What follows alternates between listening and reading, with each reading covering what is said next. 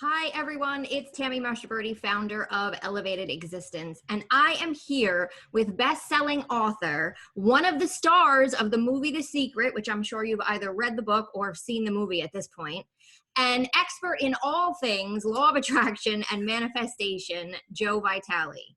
Joe's many best-selling books include Zero Limits, The Attractor Factor, Attract Money Now, The Awakened Millionaire, and one of his latest, Anything is Possible, 7 Steps for Doing the Impossible. 10 years ago, I launched Elevated Existence magazine featuring Deepak Chopra on our very first cover. And our second cover ever featured Joe Vitale with one of his amazing cars that we had on the cover. So now that we're celebrating our 10-year anniversary, I am honored to get the chance to interview him again for the magazine and allow all of you to view this as well. So Joe, thank you so much for being on our second cover ever, and thank you for being here again today. Wow. Well, first of all, congratulations. What a massive accomplishment. Yes. So many people talk about doing things, but you took action, you implemented it, and now look, you just keep doing things, and after every month, 10 years goes by, Yes. and here you are standing a decade later. It's just, wow. Yes. Mind-boggling. Congratulations. Thank you very much.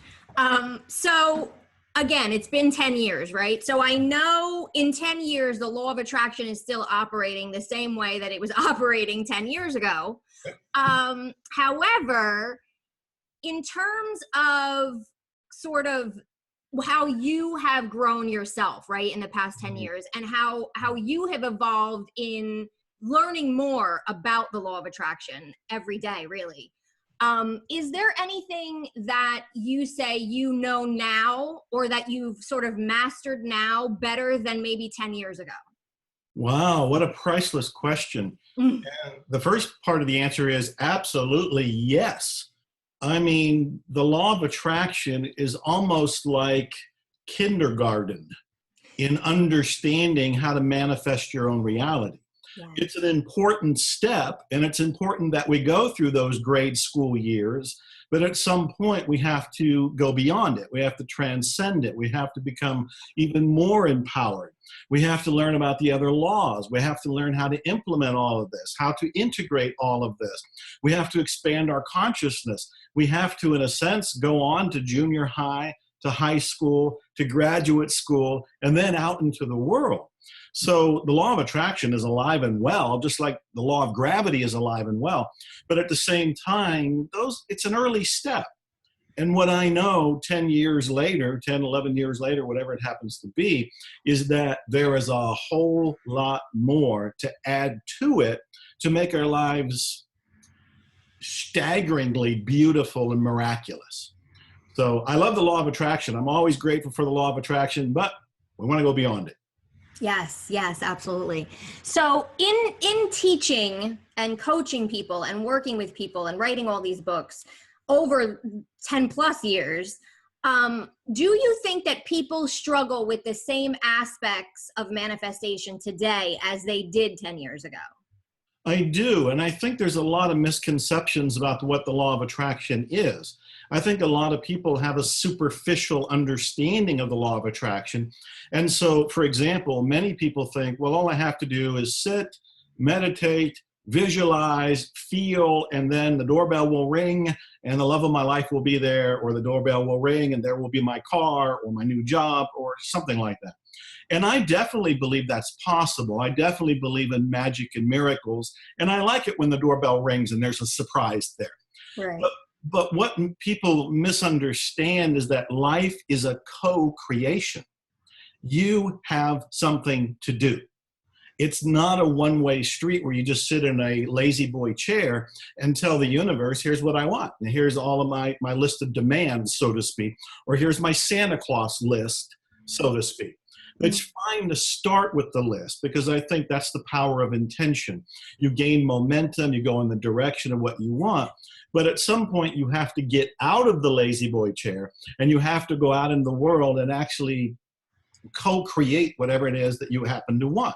And that comes from following your intuition, taking inspired action, having faith, going with the momentum and the seeds that the universe propels to you. For example, you mentioned one of my books, Anything is Possible. I have another one that's out called Mind Over Music. And what's interesting here is that the co-author, Jamie Ventura, said that the universe told him that I was to write a book about how to use the law of attraction with musicians. And I looked at it and I thought, you know what? The universe told him about the book. This is for him to write. Right. I turned it around and I said, look, I'm flattered you brought the idea to me, but the universe whispered in your ear. I think the universe wants you to write this book, not me. And this is one of those great examples where he took that up and he wrote this book in 4 days. Oh my God. Finished it in 4 days. When we put it on Amazon as a pre-release, it instantly became a bestseller. Now, what do most people do? Most people go, well, this was an idea that I want to give to Dr. Joe Vitale. I'll pass it to him and forget about it. When I gave it back to him, he could have dismissed it.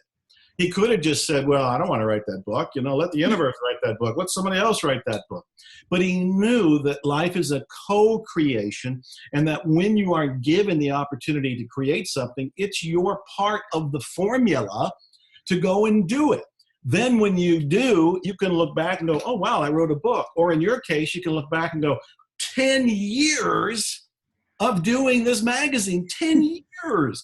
When you did the very first one, you probably weren't thinking in terms of 10 years. No. You were thinking of, what do I do next month? Right. What do I do after that? And what do I do after that? But as long as you keep taking action, you can create these miraculous results. I think it's a misconception with people understanding the law of attraction because they think all I have to do is wish upon a star, click my heels together, and it all happens. That's part of it, but you also have to do some work. Yes, 100%. And I know I've heard you say that the universe responds not only to action, but to speed. Yes. And so I think what happens to people, because I know I've seen it sometimes even in my life, I have to remind myself, what happens sometimes is they're so afraid to take the wrong action. They're so afraid to do something that maybe that's not the way I'm supposed to go. The way I looked at it, and I still look at it, is that even if you take the wrong action, at least you're doing something and will probably be directed to the right action. So is that true? And what advice do you have in terms of people really actually taking action, even if it could be the wrong thing? First of all, here's the big advice I have. Erase the phrase wrong action from your brain. There is no wrong action. Yes. There is no wrong action. There's also no failure. We need to redefine and rename those terms because people become deathly afraid of them and they go into paralysis because they feel like, oh, what if I do it wrong? What if I fail? Well, if you take that out of your consciousness and you just say, what if I move in the right direction? And what if everything that happens is feedback for me or a discovery to me? Then at that point, it's all good. It's all miraculous. It's all momentum. It's all going in the right direction. I think, as you know, I'm a musician and I have 15 albums out. And I performed for the first time with my band of legends a year or so ago. And in preparing for that, I went out of my mind in terror. I've been on stage as a speaker, but not as a singer-songwriter, doing my own stuff and playing the guitar and having my band. It was terrifying to me. And in preparing for it, I had taken a class with, I'm going to forget his name now, a famous musician, but I took this class with him. And one of the things he said is that you need to prepare for setbacks. Mm-hmm. You need to actually expect them. Because when you go out there to do something, especially like sing on stage, which is a very vulnerable thing to do, that something will go wrong. And if your mindset is already determined to accept it, roll with it, build from it, and move from it, it won't stop you. If you are going out there thinking, I'm never going to make a mistake, I'm never going to have a perceived failure, I'm never going to have a setback, and something happens that's a bump in the road, you can collapse. You can stop. You either will not take action or you won't get back up from the ground if you're knocked down. And so what we want to do is have this mindset like it's all good, it's all feedback, it's all momentum. And when I performed with the Band of Legends a year or so ago, I ended up having some things that didn't go the way I wanted them. But because my mind was like, I knew something was going to happen, I went with the flow. I ended up performing. I got a standing ovation. It's one of the highlights of my life at this point. But if I didn't have that revised mindset that there's no wrong, there's no failure, it's all feedback, it's all good, it's all momentum, it's all going in the direction of my dreams, I may not have pursued my dreams. I would have ended up on my deathbed going, gee, I wonder what that would have been like. Yes, yes. Now I have to ask, I know people are going to say this, because I hear what you're saying, but I feel like people are going to say, but Joe, if I'm expecting setbacks, am I drawing those setbacks to me? Yeah, I knew that question was going to come up sooner or later. And this is one of the hangups people have with the law of attraction. They start getting into the mindset that every little thought they have is going to be created. And then the tangent to that is they beat themselves up for it. Yes. And it's like, oh my God, we got to let those things go. We got to come from the mindset that most of what we do in life is unconscious anyway. It's driven from unconscious beliefs, not conscious intentions. And so if we do have some things that we end up regretting because we think we shot ourselves in the foot, we got to love ourselves. We have to forgive ourselves. We have to mend whatever that is and then move forward. But that's one of the other problems people have with the law of attraction, is using it as a kind of self-punishment. I've known people who they had incurable illnesses. And all the law of attraction people would say, oh, you attracted that. That's one of the cruelest things anybody could say to them, because they didn't attract it, not consciously. Maybe they got it from their downline. Maybe they got it from their parents, from their DNA, from epigenetics. They are innocent. And what they want to do is come from the place of, what do I do about it now? How do I heal this? It's the same thing with expecting setbacks. Expecting setbacks doesn't mean you're going to create setbacks. What that means is that you're going to be aware that in the world we currently live in, there are things that malfunction. Yes. There are things that happen. Excuse me. You're going to try to do an outdoor concert, and it's going to rain that day. Prepare for it. Just know that you have contingencies. If you are a singer and you're going to do an outdoor concert, have you prepared for a tent in the case of rain? That does not mean you're going to make it rain. That means that you're going to make the show go on. You're going to keep your intention, which is the show must go on, or whatever it happens to be in somebody's life, but you're not creating the setback. You're preparing for the possibility of it. I was a Boy Scout growing up, and the number one thing we were always taught is be prepared. Yes. Have your matches, have your sleeping bag, have your food, have your water, whatever it happens to be. Not that you're going to starve in the woods, so that you're prepared if you got lost in the woods. Right. You see the difference? Yes, yes, definitely. So I recently interviewed you as part of our online summit that we do every year. And during the interview, you told me about someone that you had met. I want to say it was in Japan. And it was a homeless guy, a guy who was previously homeless and then became a billionaire. You shared the story and sort of what he created as this 3-step manifestation formula. So for those who did not see it, can you share a little bit of that here? Because I think it's so concise and easy the way that he put it together that I think it might help a lot of people. I love that you remembered that. That is one of the most inspiring people and stories that have happened to me personally, which is also interesting because people think, oh, Joe, you've arrived, you're done, you're not growing, you're not stretching, you're not doing anything. I am still reading books, still going to seminars, still listening to audio, still working on myself, still meeting people who inspire me to go for more, to do more. And the guy you're referring to, he's in Thailand. He was originally from Sweden, and 15 years ago, he was homeless. Homeless. I mean, he had nothing. He asked a friend for some money, and the friend said, I'm not going to send you money, but I'm going to send you a book. And my Thailand friend was angry. He's like, he's starving. He's got to get a book. Well, the book was The Secret. And he read it reluctantly. He read it skeptically.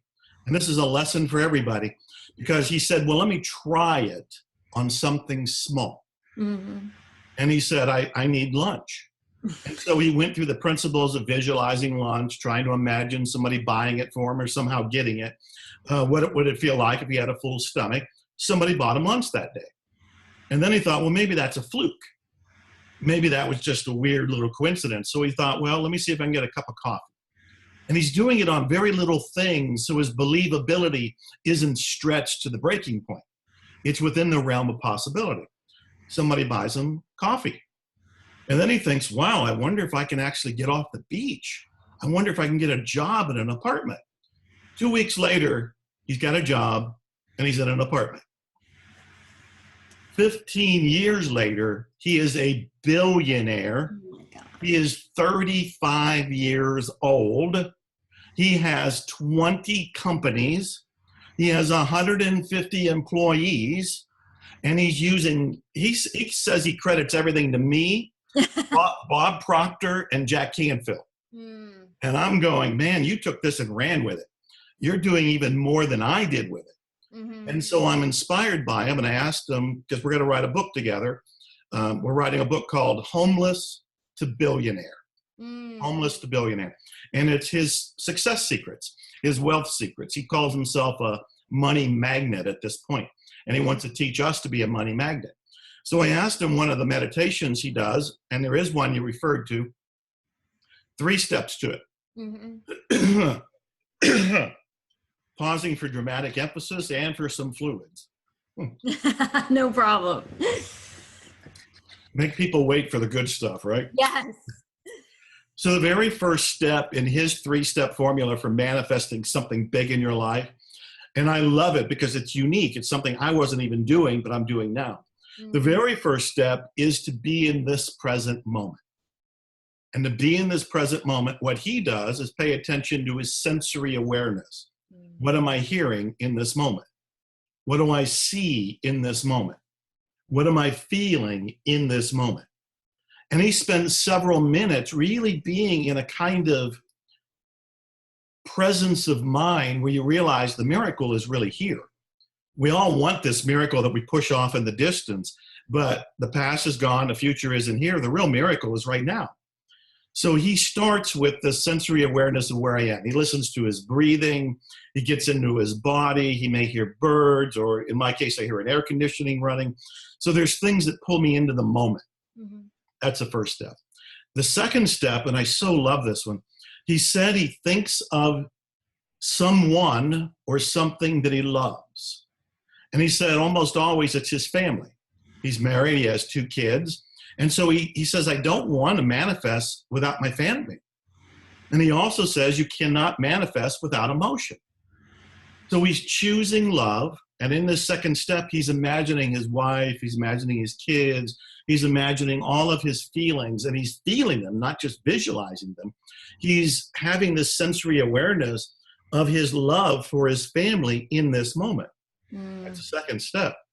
And then the third is that he thinks of the item or the manifestation that he wants to create. He's into real estate, so very often it's a big real estate deal or a big real estate project. Yeah. And so he will apply the first step, present awareness, and the second step, the emotion of love, to the third step, the item he wants to create. By bringing it into the moment, bringing love into it, and then visualizing and feeling that it's already complete, he gets to the point where, as Neville Goddard, one of my favorite teachers, have always said, you feel it real. You imagine it's already completed. Mm-hmm. You imagine the deal, the manifestation, the intention is already happened with love and in this moment. And then he lets it go. And he says every time he does it, he manifests the biggest, boldest, most bodacious dreams of all time. Mm-hmm. That's his 3 steps. Yeah, I love that. I remember after I first heard you say that, I'm like, I'm going to start trying that. And I remember I started it, because I was already doing my visualizations and things like that. But those first 2 steps, I just thought they sound so cool. So I started doing it. And one of the things I was visualizing was more speaking things. And within a month, I had booked 2 speaking gigs that I didn't even look for. They came to me. They literally came to me. And I was like, where? Like, I didn't even pitch anything, nothing. And I was like, this is so awesome. I love it. I think when we do a meditation like that, we're actually sending a order or a request to the universe. Yes. It's almost like an esoteric internet. You know, with the internet, we can send emails, and through some sort of technological magic, they bounce around the world, and mine goes to Thailand or wherever it needs to go. Well, something similar seems to happen with what I'm calling the esoteric internet. We're all connected. And so when we do this kind of a meditation and we're very clear about what we want, and we do it in present awareness, and we do it with the emotion of love, we're kind of encapsulating this ball of energy, which shoots in to the ethers. Yes. It goes out and it touches the people who can respond, like the people who contact you and say, hey, I was looking for a speaker. Are you interested? Right. That's the kind of magic that happens because we're doing this metaphysical co-creation to get people to actually request things, and other people will receive them in their dreams, in their meditation, as an intuition, as a kind of a gut hit. They act on it and you get a phone call. Right, exactly. That's cool. It's great. It's so cool.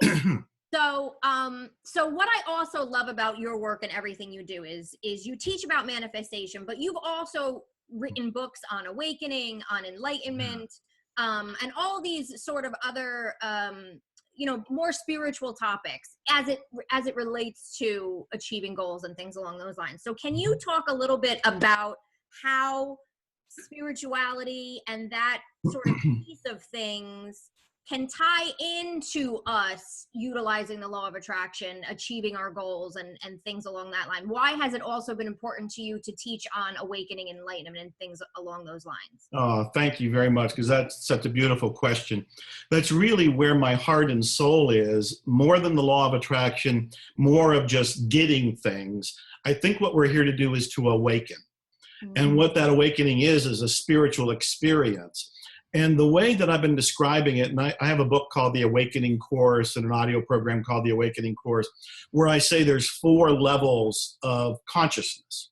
And this goes back to the beginning of our conversation when we were talking about the law of attraction. And I said, it's like training wheels. It's like first grade, we need that. We want to be able to balance ourselves and learn how to use the law of attraction, but that's not the end. And so with the 4 stages of consciousness, the way I've been teaching it is that the first stage is victimhood. And it's not really a stage of awakening at all, because most people are born into it. Almost 99.99999% of us are born into it. Occasionally there's a Buddha, or somebody shows up in the light. But for most of us, we're born into that mindset that it's all about survival. And for the most part, it's us against the world. For the most part, it's not set up for us to win. That's all victimhood. Yeah. That's all that consciousness that unfortunately most people live their dying days still believing that. Yeah. But fortunately, because of things like your magazine, 10 years of doing this, and movies like The Secret, and hopefully some of my books and some of the other success literature out there, people are introduced to a second stage of consciousness. And I call that empowerment. Mm. And empowerment is where the law of attraction comes into play. And empowerment is so much better than victimhood. I mean, my God, empowerment is the party. Empowerment is when you feel the juice of life and the gusto of life and the sense that I can have, do, and be anything. It's the Superman phase. It's the Superwoman phase. It's when you start to feel your oats and you start to go, anything is possible. This is incredible. We live in this magical, amazing, unlimited universe. Mm-hmm. And that's the second stage. But it's not the last one. Right. When I first wrote The Attractor Factor, which was the book that got me into the movie The Secret, mm-hmm. I didn't know about the next 2 stages. So I was in the law of attraction phase, and I was in that pound my chest and I can create anything kind of momentum, which again is cool, which is very cool. I mean, I was homeless at one point. That sucked. Right. Into empowerment is a much better place to be, but it's not the only one. At some point in our lives, we bump up against something we can't control. For example, it's often a death. My mother died 2 years ago. If I could have had anything, she'd still be alive. I couldn't do it. I had a friend of mine die recently. If I could have anything, he'd still be alive. At some point, you realize you have more power than you ever thought. And I want to remind people that you have more power than you ever imagined previously in your life, but you don't have all power. Yeah. You don't have all power. And that's why the third stage is surrender. Now, I've learned to explain this because when I say surrender, some people think that means giving up. You just roll over and play dead. And I don't mean that, because that's victimhood. That would be rolling back to the first stage and saying, I can't win. That's not surrender the way I'm describing it. Yeah. Surrender to me is when you join forces with a higher power. Some people call it the divine. Some people call it God. Some people call it the universe. My latest music album is called The Great Something. Do you mind a commercial message here? No. I'm enough of a marketer to go, hey, I wrote this book. Hey, I got this music. But I called it The Great Something because that's how I'm deeming this higher power. We don't all know what it is, but we have a sense of it. We have a feel for it. We're part of it, and yet it's bigger than all of us. The third stage of surrender means we align ourselves with the great something. Yeah. And here's the big, wonderful punchline, the great, wonderful gift that's all wrapped up here, is that the great something has better things in store for us than we, with our egos, had seen as what was possible. So when we surrender to the great something, true magic, true miracles, true, by God, staggering things take place that even in empowerment, we couldn't orchestrate. Because in that second stage of empowerment, our ego is very much involved. And I don't think the ego is the enemy. I think we need our ego to navigate through life. Yeah. But in the third stage, our ego becomes more of a servant to the great something. And the great something will whisper things in your ear like, write this book, start this magazine, right, begin some sort of business. It'll whisper something into your ear, and it'll be up to you to say yes and follow those breadcrumbs and those intuition to make it happen. And in your case, 10, 11 years later, look at the marvelous accomplishment from doing this. So those are the three steps, but there's a fourth step. And the fourth stage of awakening is I call awakening itself. You can't make awakening happen because that's your ego trying to dissolve your ego. Yes. And it's very much a form of self-deception to think you can do it that way. You can prepare for awakening. You can practice more gratitude. You can practice more meditation. You can make more time for silence. You can do all the things that are about pulling the weeds out of your mind so that you can receive awakening. But it comes by grace. Yeah. It doesn't come by your request. It does not come by your order. It comes by your being open to it. So what I've learned is that we have those four stages of consciousness, and the law of attraction, while it's wonderful, is way back in stage 2. Yeah. And largely ego-driven for most of us. Right, absolutely. And I think that's why after The Secret came out, people started saying that, you know, that there were missing pieces and all this other stuff and blah, blah, blah, blah, which, you know, not that the Secret didn't work. It worked, like you said, but it was in that earlier stage and there was so much more to talk about. And that's why I'm glad that you sort of went there and talked about all of that. Well, go ahead. Well, I was just going to say, a lot of people criticized The Secret when it came out, and I think that's so unfortunate. It's only a movie, people. It's just a freaking movie. All it was supposed to do was introduce a principle. That's it. Introduce a principle. We can take any book. They can take my book, Anything is Possible, and turn it into a movie, and they probably won't even record everything that's in the book because they can't. Yes. Because of the time that's allotted. Which is the same thing with the movie The Secret. There's so many things that could have been in it. I've never understood why Rhonda Byrne never did follow-ups. because she had enough footage from the first one that she could have pieced together a volume 2 almost instantly. So I never understood that, but I will always defend the movie The Secret. And if somebody hasn't seen it, please go see it. Yes. It's still everywhere. Amazon, Netflix, hotel rooms, .tv. It's all over the place. Yes. Go see it. But it's an introduction. That's all it is. Introduction to an idea. Yeah. Now I did want to ask you about your music before, and then I have some other questions about this topic, but I know that you do have a lot of different CDs out and albums out. So can you just tell people who might not be familiar with that part of you, what is the music about and what was your goal in making it for people? It's worth looking at because I decided to be a musician as I aged the age of 60. So it was only 5 years ago. I'm working on 65. It was on my bucket list. As I was approaching the age of 60, I looked around and I said, well, you've accomplished quite a bit. What's left undone? And I thought, well, I've always wanted to record music, but I didn't even sing in the shower. I didn't sing behind the wheel of the car.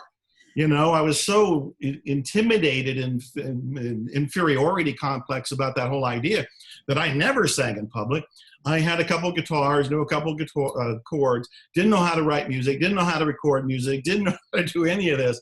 But I stated the intention, I'm going to make an album. I'm going to find out how to do it. I'm going to go into the studio and I'm going to record an album. So that's the first lesson here. I stated an intention based on my desire.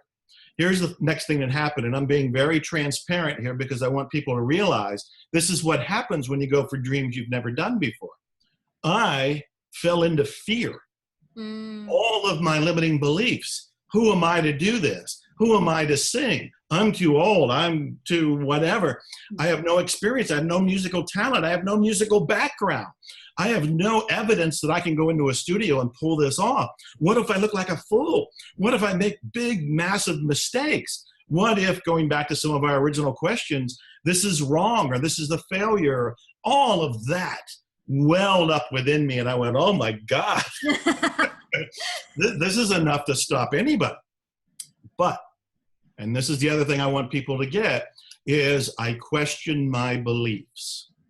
That's what I teach. I have a miracles coaching program. I teach people to go into these things and question the beliefs that come up, because the beliefs are thoughts we just keep having. And if we put more energy on them, we can't allow them to stop us. But if we question them, we can dissolve them. We can wipe them out. So I ended up wiping most of those beliefs out. Then I took a songwriting workshop with Ray Wiley Hubbard and Kevin Welch, and they're both noteworthy musicians, especially in Texas. And Ray Wiley said that he still had doubts come up when he started something new, but he learned to ask a question. And this is the other gift I want to give everybody, because it's a question I still ask myself. When these doubts come up, you ask, where's the proof? You can't do this. Where's the proof? Where's the proof I can't learn to sing? Where's the proof I can't learn to write music? Where's the proof I can't go in the studio? Where's the proof I can't record an album? And the reality is, there is no proof. There's no proof. I may not have done it before. I may have not done it yet, but that doesn't mean I can't do it. And this is all in part of me telling my story. I want it to be a teaching tale to the people watching, so they get the idea that, look, when you start and say you're going to do something you haven't done before, you're going out of your comfort zone. You'll feel uncomfortable. Then you're going to start noticing your limiting beliefs. If you buy your limiting beliefs, you'll stop. Right. If you question your limiting beliefs, you can keep going. I also knew enough to get allies around me. So I hire the right people. I read the right books. I do all the things that would feed my brain, feed my soul, feed my energy field, so I can go out there and do it. And so, to cut the story shorter, at this point, I have recorded 15 albums. God. 6 of them singer-songwriter albums. And along the way, in fact, for the last one, The Great Something, I studied with Melissa Etheridge, who I've been a fan of for 20 years. I went to her home, in her home studio, studied songwriting, just her and I. I dedicated this to her. In fact, she helped me name this The Great Something. Because when I was saying it and she heard it, she said, I really like that name. That's all it took. Melissa Etheridge blessed it. It's The Great Something. Yes. Yes, I actually interviewed her for a cover story a few Yeah. years back. Amazing, amazing person. Yeah, absolutely. That's good to know. That's good to know. So all of this is in the realm of trying something new. The book you mentioned, Anything is Possible, Mm-hmm. this is all about the strongman stuff I was learning. Yes. I'm holding a photo they probably can't see, but it's a pile of bent horseshoes, steel bars, bolts, nails, and other pieces of actual steel that I bent by hand. Right. Now, why would I do that? Well, part of it is it was on my bucket list. I wanted to learn how to bend metal. And then I went and studied with all the people. When I went to study with them, the same thing happened. My fears came up. When I did the very first strongman workshop and I looked around the room, I was the oldest person in the room. I was the most out of shape person in the room. I was the most inexperienced person in the room. And I was the one who almost left the room. Yeah. But I stayed. I questioned, I cleared the beliefs, and I've got horseshoes and nails all over the place that I've bent. Mm-hmm. Mm-hmm. So this is true. These are the principles that anybody can follow. Not that they have to go bend nails, not that they have to be a musician, but everybody has something that they want to pursue, some passion, some interest, some calling, and maybe they've been sitting back. Yeah. Maybe they've been saying, not now, not me, not yet. And I'm saying, why not you? Why not now? Why not this very minute? Yes, yes. And I think, and correct me if I'm wrong, but I thought I read somewhere that you were even in Rolling Stone magazine at one point. I was. The second album I did is in Rolling Stone magazine in 2012, I think it was. Yes, yes. The Strut album, yes. Yeah, that's incredible. Okay, so I also want to have to ask, because one of the other big things that you, I feel, kind of brought to light in the world more so than it was before was the Ho'oponopono method. Oh yeah. Yeah. So you wrote a number of books on it. The first one I think was Zero Limits, and you introduced this concept or a clearing method, I guess, in a way, that I believe it was a Hawaiian doctor that was using it that started clearing. He was clearing patients in a mental ward without ever seeing them because he was working on himself. So can you share sort of what this method is and how can we utilize it and what can we utilize it to clear? Because it's a pretty simple method, but it packs a lot of power behind it. Yeah, you are so correct. The method is incredibly simple, but the explanation and story behind it is very complicated.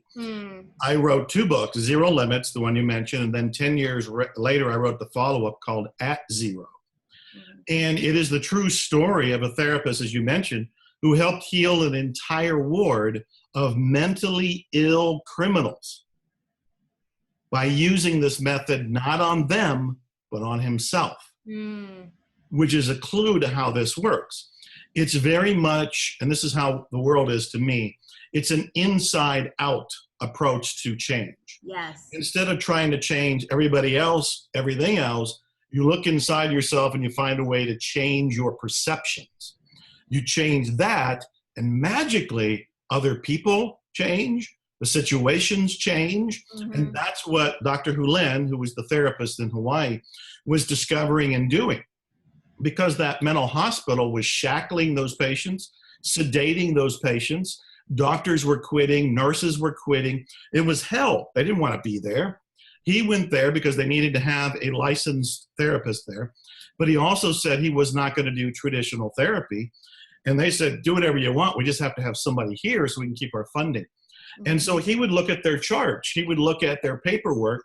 And as he's looking at their paperwork, he'd read about killers, rapists, violent people, disturbed people. And he's noticing how he feels. He's feeling everything from upset to embarrassed to rage to anger to shame to guilt. And this is the important thing. What he was feeling is what he worked on.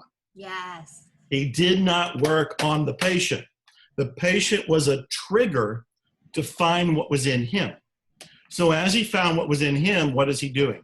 Well, Ho'oponopono in the simplest form is 4 phrases. I love you. I'm sorry, please forgive me, and thank you. I love you, I'm sorry, please forgive me, thank you. That's it. So he's saying these 4 phrases inside himself as he's feeling the disturbance, the emotion, and he's saying them to his connection to what I'm now calling the great something. Dr. Hulen would say to the divine. Mm-hmm. So you have an awareness of a higher power, name it whatever you like, and you're having this petition, this conversation, this prayer, where you're saying, in effect, I don't know where this emotion came from, but I'm feeling rage, and it's being triggered by this patient. I'm sorry. Please forgive me. Thank you. I love you. You can say them in any order. You typically don't say them out loud. I'm only doing it out loud so people know what I'm doing. Mm-hmm. You say them internally, silently, to your connection to the great something. I've learned to explain this a little bit more, so I'll give you one more minute of this. Mm-hmm. And that is the sense of when you're saying, for example, I'm sorry for being unconscious to the beliefs in me or my ancestors that may have attracted or created or manifested this experience. Mm-hmm. Please forgive me and my ancestors, my mindset, my epigenetics, anybody down my downline through history that helped create this experience. Mm. Thank you for healing it. Thank you for clearing it. Thank you for releasing it. Thank you for removing it from me and my ancestors. I love you for my life. I love you for my healing. I love you for clearing this. I love you for taking care of this matter. Mm-hmm. So the 4 phrases are kind of like a shorthand for a longer prayer or request. Okay. But it all comes down to, I love you, I'm sorry, please forgive me, thank you. Mm-hmm. And you say it repeatedly. Now, I've been saying it as long as you've been having your magazine, so it's like 11 years. Mm-hmm. And at this point, it's my new self-talk. For most of us, we still have that little voice that criticizes us or condemns us or is negative. Right. My self-talk is, I love you, I'm sorry, please forgive me, thank you. Mm-hmm. At some point along the way, it got rewired. Mm-hmm. And so I'm cleaning and clearing, even when I'm talking to you or I'm having lunch with somebody. Part of my brain is doing, I love you, I'm sorry, please forgive me, thank you. I love you, I'm sorry, please forgive me, thank you. It's just going on as a kind of ongoing clearing technique. Okay. And I have heard from everybody who have used this for everything. Mm-hmm. Relationships, finances, health, pet issues, people that were ill. I mentioned that my mother did die a couple years ago. But 5 years before that, we were called in because she was on her deathbed and she was in the ICU and we were saying goodbye. And I sat beside her doing Ho'oponopono on myself. Mm-hmm. And she got up and lived for the next 5 years. Mm. And in my mind, my clearing in that moment extended her lifespan. Right. And at some point, you still have to let go. And at some point, we all exit. And so, that's what happened. Right. But Ho'oponopono is magical. Anybody can do it. You can take what I just said, what I just taught people, and use it right now. Mm-hmm. Now, is the best way, I know you said you could use it on like anything.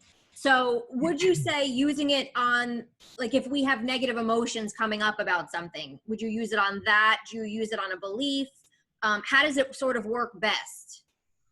It works best when you are feeling something other than happy. Okay. So in other words, if somebody is upset about anything, and that could be anything from confusion, that can be physical pain, that can be being irate about somebody who did something, it's really important to understand it's not about the other people. Mm. This is a huge thing in Ho'oponopono. In fact, it's more of a quantum leap in a sense of responsibility. Most people who heard about the law of attraction or watched the movie The Secret have the understanding that they're creating their own reality. But they have a little line in the sand where they just think, I'm creating my reality. I'm not creating your reality. But in Ho'oponopono, we're creating all of it. Mm-hmm. When I first met Dr. Hulen, one of the first things he asked me was, have you ever heard the phrase, you create your own reality? And I said, yeah, I'm one of those who gets on a soapbox and preaches it to the world. Mm-hmm. And he says, well, if you create your own reality and you have a neighbor who's upset and you're angry with them, didn't you create that too? And it was like, in his world, you created it, not the other person. You created it. And so if I have an experience of a neighbor or a boss or an employee or a customer, anything that feels like it's them, you got to bring it back and go, it's my perception of them That's in me. My perception is in me. Dr. Hulen has a great quote where he says, have you ever noticed that whenever you have a problem, you are there? Yeah. Very true. It's a clue. Yes. It's a clue. It's not the other people. It's not the other circumstances. You are the contributing factor. So Ho'oponopono is about cleansing your perceptions of what you think is off. Okay. And so that can be any negative emotion. That can be any experience. I boil it down and say, look, if you're not feeling serene or happy or peace or at peace, you got to clean on that. Right. I love you. I'm sorry. Please forgive me. Thank you. Right, right. Fantastic. Sometimes I do it even when I can't sleep at night. Like, you know how sometimes you have things going on in your head and you're like, da, da, da. Sometimes I'll just go to that and it helps me finally fall back to sleep. Well, I do it too. I just find I do it as a meditation, for example. I go in the hot tub almost every night when I'm at home in Texas, and I go through gratitude where I'm looking at the stars and I'm just saying, thank you for my life. Thank you, thank you, thank you. And gratitude is powerful. But very often I'll be doing, I love you, I'm sorry, please forgive me, thank you. I love you, I'm sorry, please forgive me, thank you.